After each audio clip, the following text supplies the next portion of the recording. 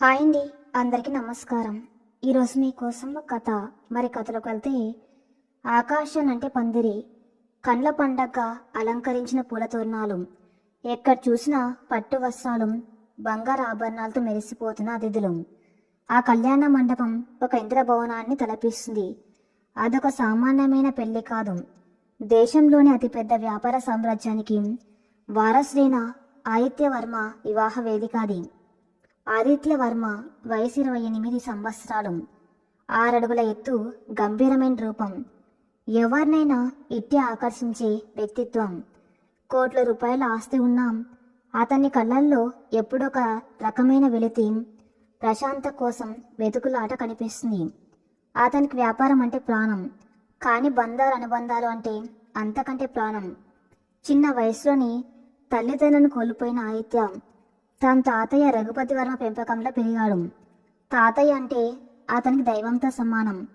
తాతయ్య కోరిక మేరకే తన వ్యాపార భాగస్వామి కూతురైన స్నేహని పెళ్లి చేసుకోవడానికి ఒప్పుకున్నాడు ఆదిత్య. కానీ ఆదిత్య మనసులో ఎక్కడొక మూల ఈ పెళ్లి పట్ల అసంతృప్తి ఉంది. స్నేహ అందమైందే, కానీ ఆమెకు డబ్బు హోదా అంటే ఉన్న పిచ్చిది. సామాన్ల పట్ల ఆమె చూపే చులకన భావం ఆదిత్యకి మాత్రం నచ్చవు. అయినా కేవలం తాతయ్య సంతోషం కోసం తన ఇష్టాన్ని దిగమింగుకొని పీటల మీద కూర్చోడానికి సిద్ధమయ్యాడు. ఉదయం 4 గంటలు. సిరి ఇల్లు నగర శివార్లలో ఉన్న ఒక చిన్న పెంకుటిల్లు. ఆ ఇంట్లో నిశ్శబ్దాన్ని చీల్చుకుంటూ అలారం మోగింది. వెంటనే లేచి కూర్చుంది సిరి. ఆమె వయసు 22. కల్మషం లేని నవ్వు, చామంచాయి రంగు, విశాలమైన కళ్ళు. సిరి అందం అలంకరణలు లేదు, ఆమె అమాయకత్వంలో, కష్టపడే తత్వంలో ఉంది. సిరి తండ్రి గత 3 ఏళ్లుగా పక్షవాతంతో మంచాన పడ్డాడు. తల్లికి కంటి చూపు సరిగ్గా లేదు. కుటుంబ భారం మొత్తం సిరి లేత భుజాలపై పడింది. పగలు కాలేజ్కి వెళ్తూ, రాత్రిపూట సెలవు దినాల్లో ఈవెంట్ మేనేజ్మెంట్ కంపెనీలో క్యాటరింగ్, డెకరేషన్ పనులు చేస్తూ కుటుంబాన్ని పోషిస్తుంది. ఈరోజు నగరంలోని ఒక అతిపెద్ద పెళ్లికి డెకరేషన్ చేసే కాంట్రాక్ట్ వాళ్ళ కంపెనీకి వచ్చింది. ఆ పెళ్లి మరెవరిదో కాదు, ఆదిత్యవర్మది. అమ్మ, నాన్నకు మందులు టేబుల్ మీద పెట్టాను, సమయానికి వేయించు, నాకు ఈరోజు పెద్ద ఫంక్షన్ ఉంది, రావడానికి రాత్రి అవుతుంది అంటూ తల్లికి చెప్పి పాత సైకిల్ తీసుకుని పనికి బయలుదేరింది సిరి.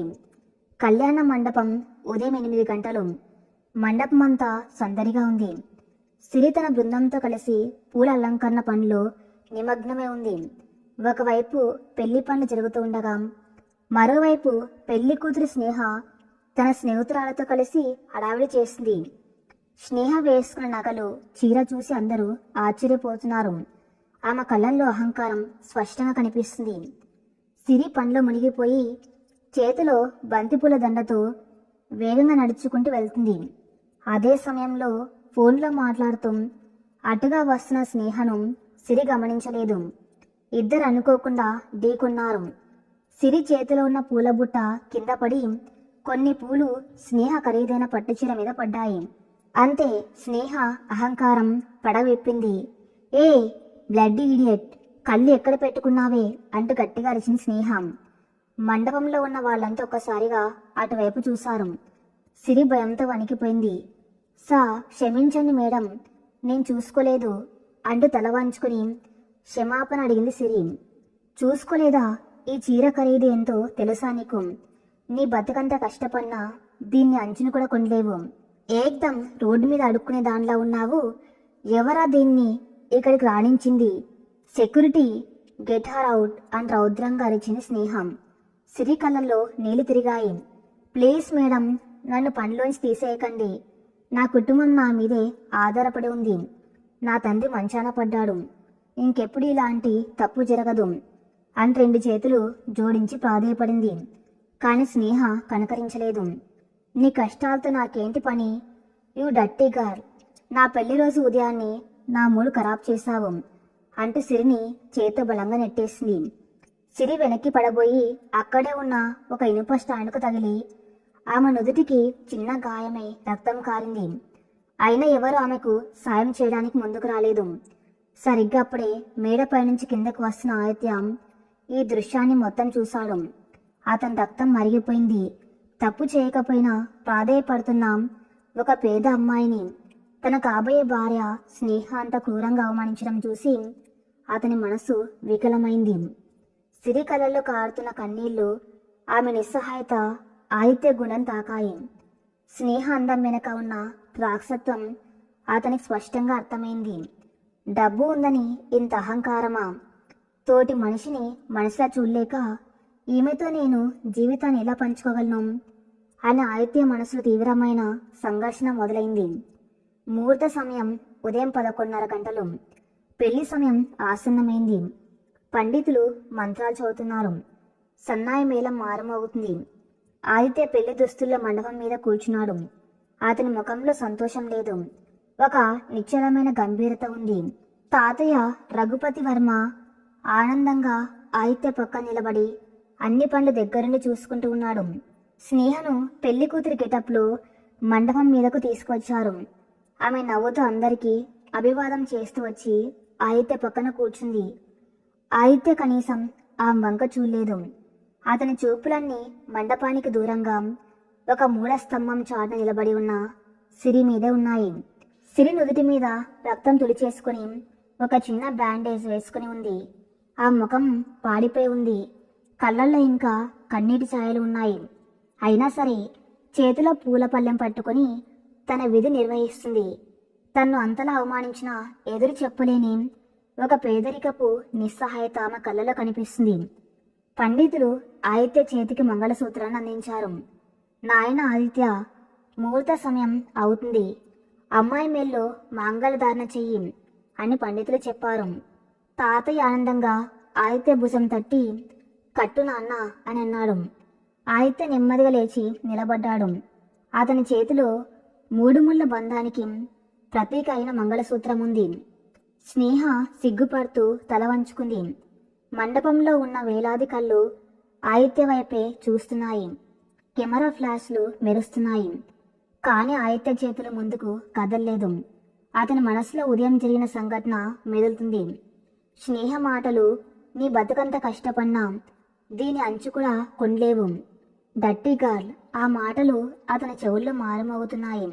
మరోవైపు ఆ మూలలో నిలబడ్డ సిరి రూపం. నన్ను పనిలోంచి తీసేయకండి మేడం, నాన్న మంచాన పడ్డాడు అని ఆమె ఏడ్చిన తీరు అతన్ని కలిచివేస్తుంది. ఆదిత్యకు ఒక విషయం స్పష్టమైంది. పెళ్ళి అనేది 2 శరీరాల కలయిక కాదు, 2 మనసుల కలయిక. కరుణ, జాలి, మానవత్వం లేని స్నేహను వివాహం చేసుకుంటే తన జీవితం నరకప్రాయం అవుతుందని అతనికి అర్థమైంది. తన హోదాకు తగింది కాకపోయినా మంచి మనసున్న అమ్మాయి తన జీవిత భాగస్వామి కావాలని అతను బలంగా నిర్ణయించుకున్నాడు. సడన్గా ఆదిత్య అడుగులు వెనక్కి పడ్డాయి. పీటల మీద నుంచి కిందకు దిగాడు. చేతుల మంగళసూత్రం అలాగే ఉంది. మండపంలో ఒక్కసారిగా నిశ్శబ్దం అలుముకుంది. సన్నాయి మేళం ఆగిపోయింది. అందరి ముఖాల్లో ఆశ్చర్యం. ఆదిత్య, ఏం నాన్న, ఎక్కడికి వెళ్తున్నావు? ముహూర్తం దాటిపోతుంది ఆందోళనగా అడిగాడు తాతయ్య. స్నేహ కూడా కంగారుగా తనెత్తి చూసింది. ఏమైంది ఆదిత్య అని అడిగింది. ఆదిత్య ఎవరికి సమాధానం చెప్పలేదు. అతని కళ్ళు ఒకే లక్ష్యాన్ని చూస్తున్నాయి. అతని అడుగులు స్థిరంగా ఒకే వైపు పడుతున్నాయి. వందలాది మంది బంధువులు, విఐపీలు, మీడియా వాళ్ళు అందరూ బిత్తరపోయి ఆదిత్య వైపు చూస్తున్నారు.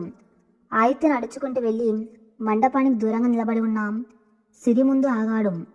సిరి ఆశ్చర్యంతో ఆదిత్య వంక చూసింది. దేశంలోని అతిపెద్ద కోటీశ్వరుడు పెళ్లి కొడుకు తన ముందు వచ్చి ఎందుకు నిలబడ్డాడో ఆమెకు అర్థం కాలేదు. ఆమె చేతుల్లో ఉన్న పూల పళ్ళం వణుకుతుంది. భయంతో ఆమె అడుగులు వెనక్కి పడ్డాయి. సార్, ఏమైనా కావాలా సార్ అని వణుకుతున్న స్వరంతో అడిగింది సిరి. ఆదిత్య ఏం మాట్లాడలేదు. సిరి కళ్ళలోకి సూటిగా చూశాడు. ఆ కళ్ళల్లో ఉన్న అమాయకత్వం, నిజాయితీ అతన్ని కట్టిపడేశాయి. ఒక్క క్షణం కూడా ఆలోచించలేదు ఆదిత్య. అందరు చూస్తూ ఉండగానే తన చేతిలో ఉన్న ఆ పవిత్రమైన మంగళసూత్రాన్ని సిరి మెల్ల వేసి వేగంగా 3 ముళ్ళు వేసేశాడు. అక్కడున్న వాళ్ళందరికీ శ్వాస ఆగిపోయినంత పనైంది. మండపంలో సూది కింద పడితే వినిపించేంత నిశ్శబ్దం. తాతయ్య రఘుపతి వర్మ షాక్తో కుర్చీలో కూలబడిపోయాడు. స్నేహ కోపంతో అవమానంతో రగిలిపోతూ కిందకు పరిగెత్తుకుంటూ వచ్చింది.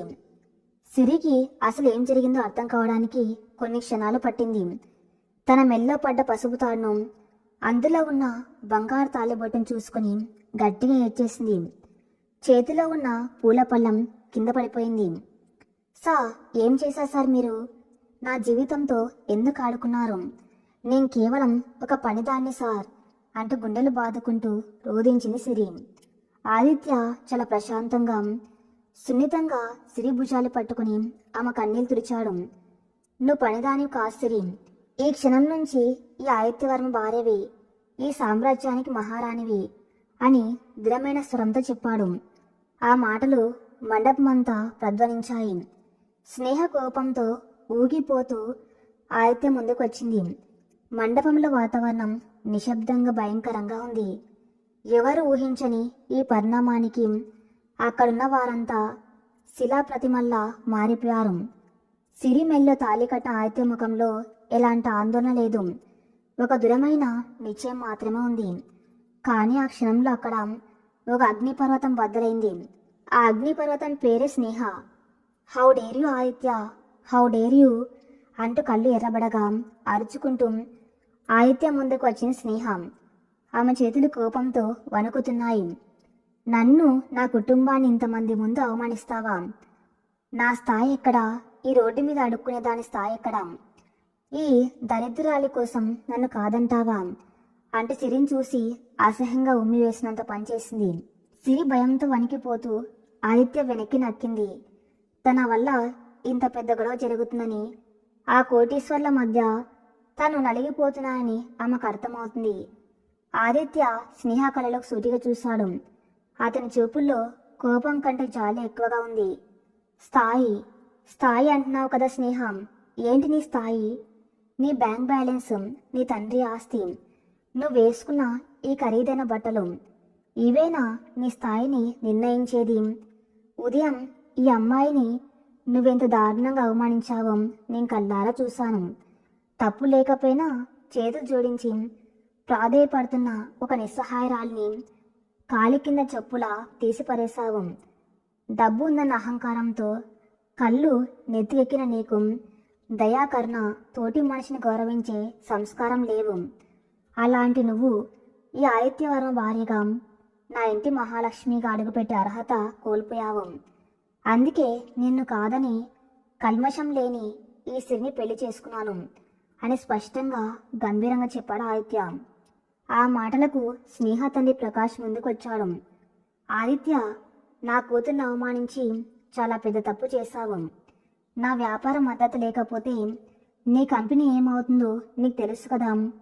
రేపటికల్లా నేను రోడ్డు మీదకు లాగుతాను.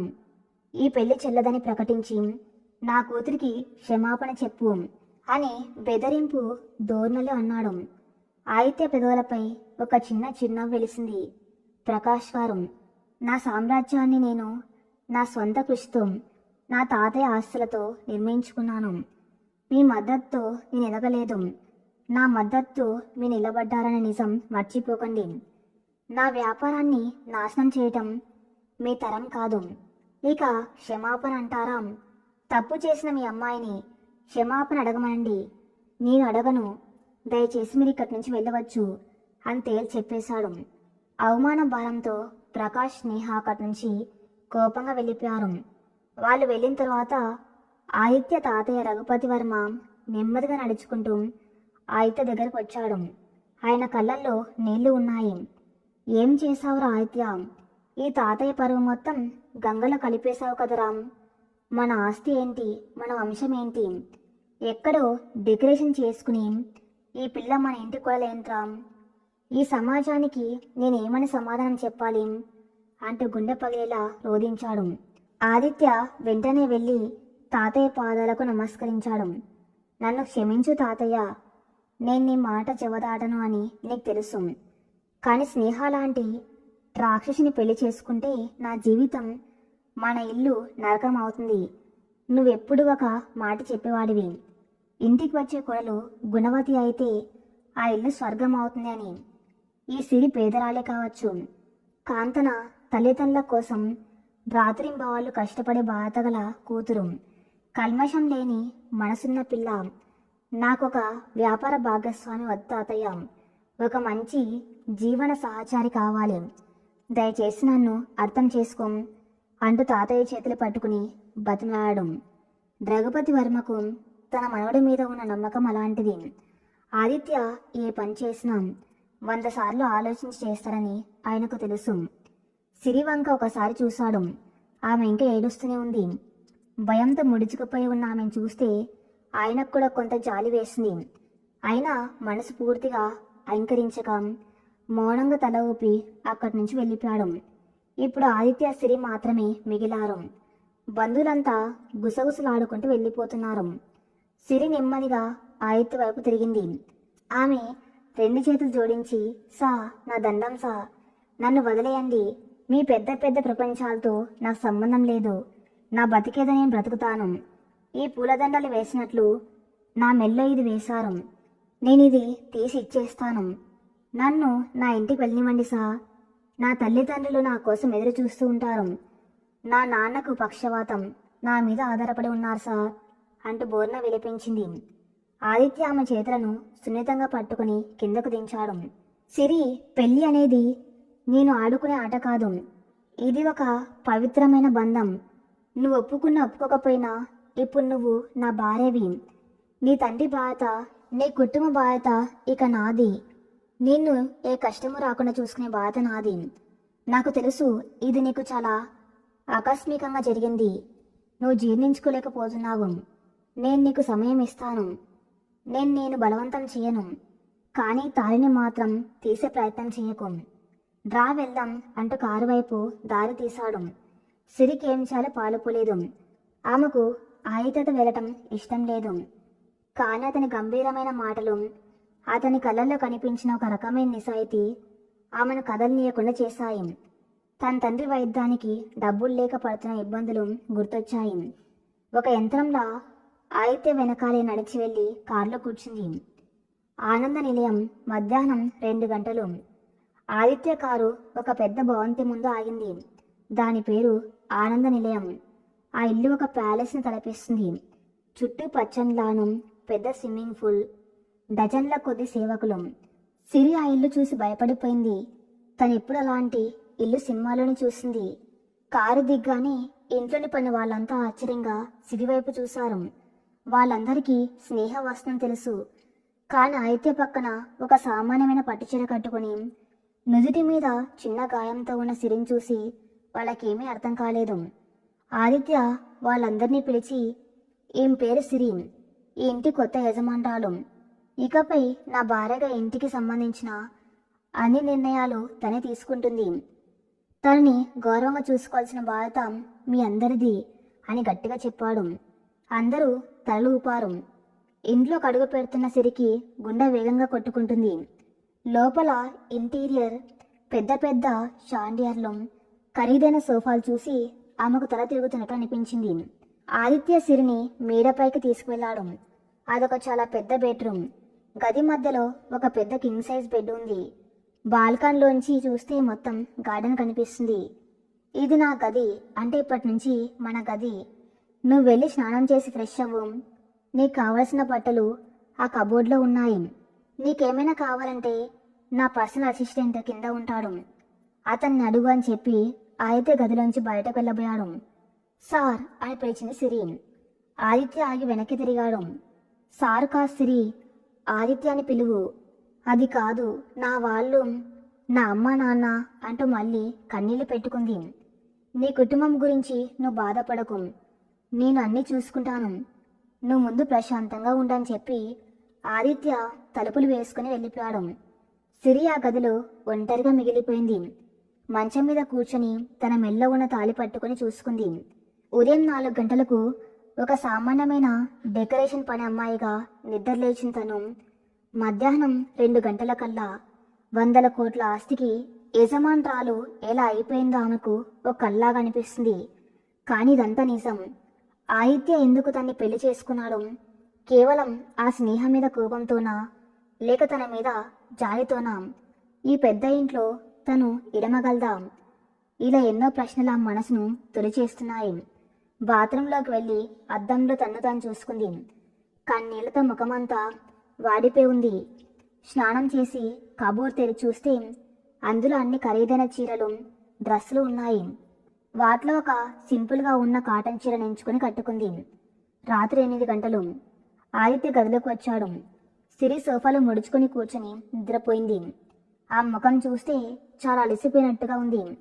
ఆదిత్య నెమ్మదిగా ఆమె దగ్గరకు వెళ్ళి ఒక దిప్పటి తీసి ఆమె పైన కప్పాడు. సిరి ఉలిక్కిపడి లేచింది. ఎదురుగా ఆదిత్యను చూసి వెంటనే లేచి నిలబడింది. కూర్చో సిరి, భయపడకు అంటూ తను కూడా ఎదురుగా ఉన్న కుర్చీలో కూర్చున్నాడు ఆదిత్య. ఒక పని మనిషి భోజనం పళ్ళెంలో తీసుకువచ్చి టేబుల్ మీద పెట్టి వెళ్ళింది. ఉదయం నుంచి నువ్వేమీ తినలేదని తెలుసు, ముందు భోజనం చెయ్యి అన్నాడు ఆదిత్య. నాకు ఆకలిగా లేదు అని చిన్న స్వరంతో అంది సిరి. ప్లీజ్ సిరి, నీకు నా మీద కోపం ఉండొచ్చు, కానీ భోజనం మీద కోపం వద్దు. నువ్వు తింటేనే నేను తింటాను అన్నాడు ఆదిత్య. అతని మాటల్లో ఒక రకమైన ఆప్యాయత, బాధ కనిపించాయి. సిరి మౌనంగా భోజనం తినడం మొదలుపెట్టింది. ఇద్దరు మౌనంగానే తిన్నారు. భోజనం పూర్తయ్యాక ఆదిత్య ఒక ఫైల్ తీసి సిరి ముందు పెట్టాడు. ఇదేంటి అని అడిగింది సిరి. ఇది నీ తండ్రి మెడికల్ రిపోర్ట్స్. ఈ మధ్యాహ్నం నా హాస్పిటల్ స్టాఫ్ను మీ ఇంటికి పంపించాను. మీ నాన్నగారిని సిటీలోని బెస్ట్ సూర్యో హాస్పిటల్లో అడ్మిట్ చేయించాను. మీ అమ్మగారికి కంటి ఆపరేషన్ కూడా రేపు ఉదయం షెడ్యూల్ చేశాను. వాళ్లకు స్పెషల్ కేర్ కోసం నర్సులను కూడా పెట్టాను. నువ్వు రేపు ఉదయం వెళ్ళి వాళ్ళని కలవచ్చు అని చాలా క్యాజువల్గా చెప్పాడు ఆదిత్య. సిరిగుండె ఒకసారిగా ఆగిపోయినంత పనింది. ఆ డాక్యుమెంట్స్ చూసి ఆమె కళ్ళల్లో మళ్ళీ నీళ్లు తిరిగాయి. ఈసారి అవి బాధతో వచ్చిన కన్నీళ్లు కావు, ఆనంద బాష్పాలు. గత 3 ఏళ్లుగా తన తండ్రి పడుతున్న నరకం, తన తల్లి గుడ్డితనం కోసం తను పన్న కష్టం అంతా ఈ ఒక్క రోజులో ఆదిత్య తీర్చేశాడు. ఏ హాస్పిటల్లోకి వెళ్ళాలన్నా లక్షలు అడుగుతారని తను ఎన్ని రాత్రులు నిద్రపోకుండా ఏడ్చిందో ఆమెకు మాత్రమే తెలుసు. ఆదిత్య గారు అంటే ఒకసారిగా ఆదిత్య కాళ్ళ మీద పడబోయింది సిరి. ఆదిత్య వెంటనే ఆమెను ఆపి భుజాలు పట్టుకుని పైకి లేపాడు. ఏంటి సిరి ఇదంతా? నువ్వు నా భార్యవి. నా భార్య తల్లిదండ్రులు నాకు కూడా తల్లిదండ్రులే కదా. వాళ్ళ బాధ తీసుకోవటం నా విధి. దీనికి నువ్వు నా కాళ్ళు పట్టుకోవాల్సిన అవసరం లేదు. సిరి ఆదిత్య కళ్ళలోకి చూసింది. ఉదయం ఒక రాక్షసుల్లా అనిపించిన ఆదిత్య ఇప్పుడు ఆమెకు ఒక దేవుళ్లా కనిపిస్తున్నాడు.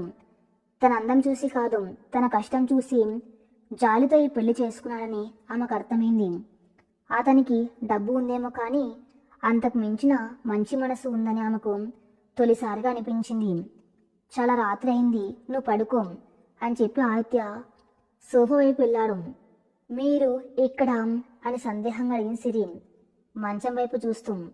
ఆదిత్య చిరునవ్వు నవ్వి, అవును, ఇది మన శోభనం రాత్రి కావచ్చు, కాను మానసికంగా నన్ను నీ భర్తగా అంకరించేంత వరకు నేను తాకను.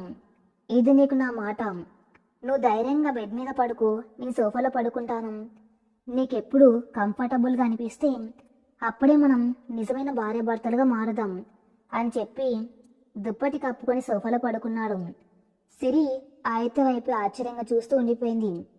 ఒక మగాడు, అందులోని 100 కోట్లకు అధిపతి, తనలాంటి ఒక సామాన్యమైన అమ్మాయికి ఇంత గౌరవం ఇస్తున్నాడా? ఆ మనసులో ఆదిత్య పట్ల ఉన్న భయం కాస్త గౌరవంగా మారడం మొదలైంది. నెమ్మదిగా వెళ్ళి మంచం మీద పడుకుంది. ఆ రాత్రి ఆమెకు చాలా రోజుల తర్వాత ప్రశాంతమైన నిద్ర పట్టింది. తన కుటుంబం సురక్షితంగా ఉందన్న నమ్మకం, తనను గౌరవించే భర్త దొరికాడు అన్న భరోసా ఆమెను నిద్రపుచ్చాయి. మరుసటి రోజు ఉదయం హాస్పిటల్. ఉదయం 9 గంటల సమయం. ఆదిత్య సిరి ఇద్దరు కలిసి హాస్పిటల్కి వెళ్లారు. విఐపి సూట్లో సిరి తండ్రి పడుకొని ఉన్నాడు. అతని ముఖంలో చాలా రోజుల తర్వాత ఒక ప్రశాంత కనిపిస్తుంది. సిరి తల్లి పక్కనే కూర్చుని ఉంది.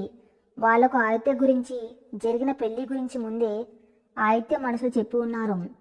సిరి లోపలికి వెళ్ళగానే తల్లిని కౌగలించుకుని ఏడ్చేసింది. తండ్రి దగ్గరకు వెళ్ళి ఆయన చేయి పట్టుకుంది. నాన్న ఎలా ఉంది నాన్న అని అడిగింది ఏడుస్తూ. తండ్రి కష్టపడి మాట్లాడుతూ, ఏడవకు తల్లి, నాకేం కాలేదు. అల్లుడుగారు దేవుళ్ళ వచ్చి మమ్మల్ని కాపాడారు. ఆయనలాంటి గొప్పవాడు నీకు భర్తగా రావటం మన అదృష్టం. ఇక నా ప్రాణం పోయినా నాకే బాధ లేదు అన్నాడు ఆనంద బాష్పాలతో. ఆదిత్య నవ్వి, అదేంటి మామగారు అలా అంటారు? మీరు సంపూర్ణ ఆరోగ్యంతో కోలుకుంటారు. డాక్టర్లతో నేను మాట్లాడాను. సిరి బాధకి నాది, మీరు నిశ్చింతగా ఉన్నానని చెప్పాడు.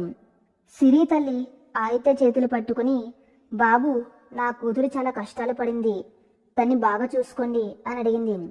ఖచ్చితంగా అత్తయ్య గారు అని భరోసా ఇచ్చాడు ఆదిత్య. హాస్పిటల్ నుంచి తిరిగి వస్తూ ఉండగా సిరి మనసులో ఒకటే ఆలోచన. తన కష్టాలు తీర్చిన ఆదిత్యకు తను ఏమి ఇవ్వగలదు? కేవలం ఒక భార్యగా అతని ఇంట్లో ఉంటే సరిపోతుందా? తను ఆ ఇంటికి ఆదిత్య స్థాయికి తగినట్టుగా మారాలి. తాతయ్య మనసు గెలుచుకోవాలి. స్నేహ లాంటి వాళ్ళు తనని తన భర్తని అవమానించకుండా తను ఎదగాలి అని ఆ మనసులో గట్టిగా నిశ్చయించుకుంది. కారు ఆనంద నిలయం ముందు ఆగింది. ఇద్దరు ఇంట్లోకి అడుగు పెడుతూ ఉండగా హాల్లో తాతయ్య రఘుపతి వర్మ కోపంగా కూర్చొని ఉన్నాడు. ఆయన పక్కనే ఒక పెద్ద లాయర్ కూడా ఉన్నాడు. ఆదిత్య సిరి లోపలికి రాగానే తాతయ్య లేచి నిలబడ్డాడు. ఆదిత్య, నిన్న జరిగింది ఒక ప్రమాదం అనుకున్నాం, కానీ ఈ అమ్మాయి మన ఇంటి కోడలుగా ఈ ఇంట్లో ఉండడానికి నేను ఒప్పుకోను. నేను లాయర్ని పిలిపించాను. ఈ కాగితాల మీద సంతకం చేయి. ఈ అమ్మాయికి విడాకులు ఇచ్చేసి 10 కోట్లు సెటిల్మెంట్ ఇద్దాం. తను ఎక్కడికైనా వెళ్ళిపోతుంది అని బాంబు పేల్చాడు తాతయ్య. సిరి ఒక్కసారిగా షాక్ అయింది. తను ఇప్పుడే ఆదిత్యను అర్థం చేసుకోవడం మొదలుపెట్టింది. అప్పుడే విడాకుల? ఆదిత్య ముఖం గంభీరంగా మారింది. తాతయ్య, ఇది వ్యాపార ఒప్పందం కాదు, క్యాన్సర్ చేసుకోవడానికి. ఇది నా పెళ్ళి. నేను బతుకున్నంత వరకు సిరి మెల్లో ఈ తాళి ఉంటుంది. నేను ఈ కాగితాల మీద సంతకం చేయను అని తెగేసి చెప్పాడు. అయితే నువ్వు ఈ ఆస్తికి ఇంటికి దూరం కావాల్సి వస్తుంది ఆదిత్య. నా మాట కాదంటే ఈ సామ్రాజ్యం మీద నీకు ఎలాంటి హక్కు ఉండదు. ఆ అమ్మాయి కావాలో ఈ ఆస్తి కావాలో నువ్వే తేల్చుకో అని ఆకరాస్త్రం విసిరారు రఘుపతి వర్మ. అయితే ఒక క్షణం కూడా ఆలోచించలేదు. అయితే నువ్వు ఈ ఆస్తికి ఇంటికి దూరం కావాల్సి వస్తుంది ఆదిత్య. నా మాట కాదంటే ఈ సామ్రాజ్యం మీద నీకు ఎలాంటి హక్కు ఉండదు. ఆ అమ్మాయి కావాలో ఈ ఆస్తి కావాలో నువ్వే తేల్చుకో అని ఆకారాస్త్రం విసిరాడు రఘుపతి వర్మ. ఆదిత్య ఒక క్షణం కూడా ఆలోచించలేదు. అతని ముఖంలో ఎటువంటి తడబాటు లేదు, కళ్ళల్లో ఎలాంటి భయం లేదు. తాతయ్య విసిరిన మాటలకి టేబుల్ మీద ఉన్న విడాకుల పత్రాలకు మధ్య అతనికి ఎలాంటి పోలిక కనిపించలేదు. అతను నెమ్మదిగా ఆ పత్రాలను చేతిలోకి తీసుకున్నాడు. తాతయ్య ముఖంలో ఒక చిన్న ఆశ. నా మనవడు నా మాట వింటాడు, ఆస్తి కోసం ఆ అమ్మాయిని వదిలేస్తాడు అని. కాని ఆదిత్య ఆ పత్ర నిలువున 2 ముక్కలుగా చించేశాడు. ఆ చప్పుడు ఆ పెద్ద హాల్లో స్పష్టంగా వినిపించింది. రఘుపతి వర్మ షాక్తో అలాగే ఉండిపోయాడు. తాతయ్య అంచన ప్రశాంతంగా పిలిచాడు ఆదిత్య. ఈ ఆస్తి, సామ్రాజ్యం, ఈ ఇల్లు, ఇవన్నీ నువ్వు నాకు ఇచ్చిన భిక్ష. వీటిని నేను నా కృషితో పెంచాను నిజమే, కానీ వీటి పునాది నీదే. నువ్వెప్పుడైనా ఇవన్నీ వెనక్కి తీసుకోవచ్చు. కానీ నా భార్య తన ప్రాణం 3 ముళ్ళు వేసి అగ్నిసాక్షిగా నేను చేసుకున్న ప్రమాణం ఈ 100 కోట్ల ఆస్తి కంటే చాలా విలువైంది. డబ్బుతో మనుషులను కొనొచ్చేమో కానీ బంధాలను కాదు తాతయ్య. సిరి ఏడుస్తూ ఆదిత్య చేయి పట్టుకుంది. వద్దు ఆదిత్య గారు, నా కోసం మీరు ఇదంతా వదులుకోవద్దు. నేను మీ జీవితంలోకి ఒక దరిద్రంలో వచ్చాను. నన్ను వదిలేయండి. మీ తాతయ్య గారి మాట వినండి. మీ ఇల్లు, మీ ఆస్తి మీకు ముఖ్యం అంటూ బతిమలాడింది. ఆదిత్య సిరి వైపు తిరిగి ఆమె కన్నీళ్లు తుడిచాడు. నువ్వు దరిద్రానివి కాదు సిరి, నా అదృష్టానివి. నేను ఎంచుకున్న మార్గం ఇది. నా నిర్ణయం మారదు అని చెప్పి మళ్ళీ తాతయ్య వైపు తిరిగాడు. తాతయ్య, నువ్వెప్పుడు నా బలం, నీ ఆశీస్సులు నాకెప్పుడు కావాలి. కానీ నా భార్యను అవమానించే చోట, నా బంధానికి విలువ లేని చోట నేను ఒక క్షణం కూడా ఉండలేను. ఈ ఆస్తి, హోదా అన్నీ నీ దగ్గరే ఉంచుకో. నేను నా సిరితో ఇక్కడి నుంచి వెళ్ళిపోతున్నాను అని చెప్పి ఆదిత్య సిరి చేయి పట్టుకుని గుమ్మం వైపు నడిచాడు. ఆదిత్య, ఒక్క అడుగు బయటకు వేశావంటే నువ్వు నాకు చచ్చినట్టే అని గట్టిగా అరిచాడు రఘుపతి వర్మ. ఆదిత్య అడుగులు ఒక్క క్షణం ఆగాయి. అతని కళ్ళల్లో నీళ్లు తిరిగాయి. తాతయ్య అంటే అతనికి ఎంత ఇష్టమో అతనికి మాత్రమే తెలుసు. కానీ వెనక్కి తిరగలేదు. నువ్వెప్పుడు నా గుండెలో దేవుళ్లాగానే ఉంటావు తాతయ్య. టేక్ కేర్ అని చెప్పి సిరిని తీసుకుని ఆనంద నిలయం నుంచి శాశ్వతంగా బయటకు వచ్చేశాడు. మరి తర్వాత ఏం జరగబోతుందో నెక్స్ట్ పార్ట్లో చూద్దాం. నెక్స్ట్ పార్ట్ కోసం నా ఛానల్ ఫాలో అవుతూనండి. Thank you for listening.